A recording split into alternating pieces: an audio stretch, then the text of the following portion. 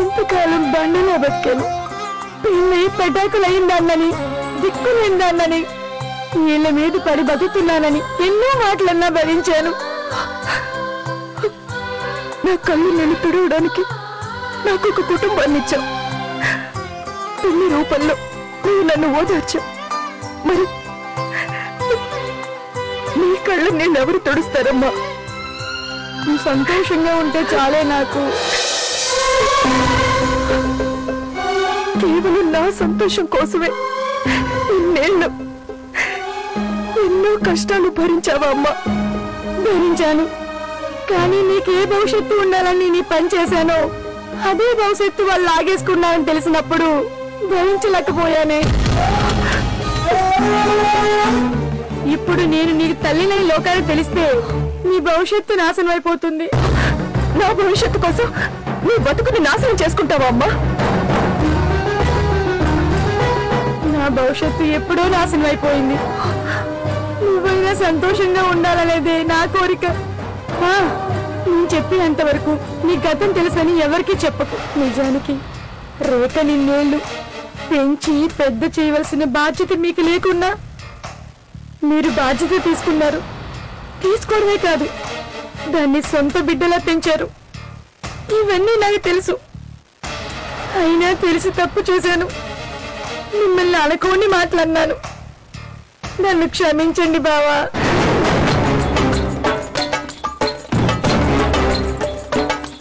ఇంత చిన్న విషయానికి క్షమాపణ ఎందుకులే వీక్షణ? మీది పెద్ద మనసు కాబట్టి ఇది చిన్న విషయం అంటున్నారు. బాధ పెట్టిన నాకే ఇంత బాధగా ఉంటే బాధపడిన మీ పరిస్థితి ఏంటో నేను ఊహించగలను.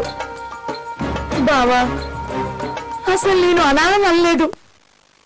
పిల్లకి గొప్పింటి సంబంధం వచ్చిందనేసరికి అది రేఖకే అనుకున్నాను.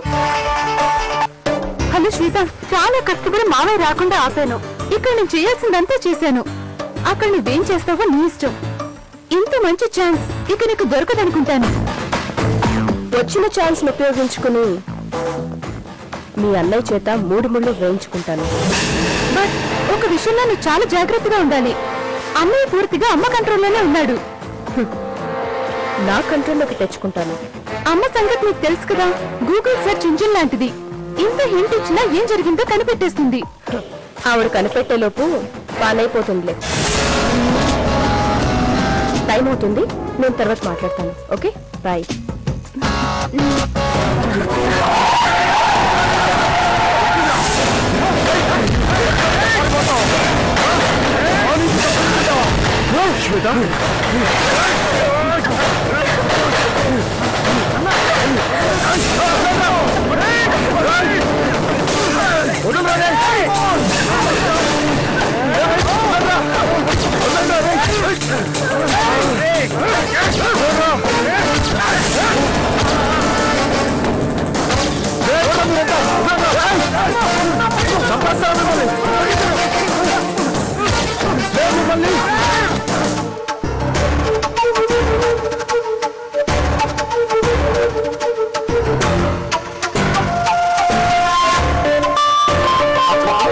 డాక్టర్, నా పేరు శ్రీరామ్.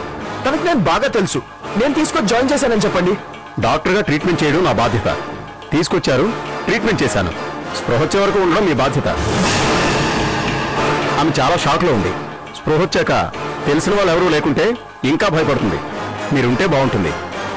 మీరు చెప్పింది నిజమే డాక్టర్, కానీ నాకు అర్జెంట్ పని ఉంది. పనులు ఎప్పుడైనా చేసుకోవచ్చు మిస్టర్.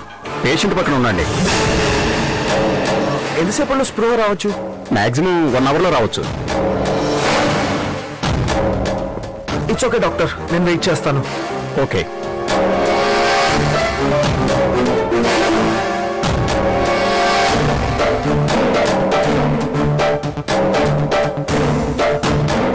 మేడం, అంతా ఓకే మేడం. అతనిక్కడ బయట వెయిట్ చేస్తున్నాడు మేడం.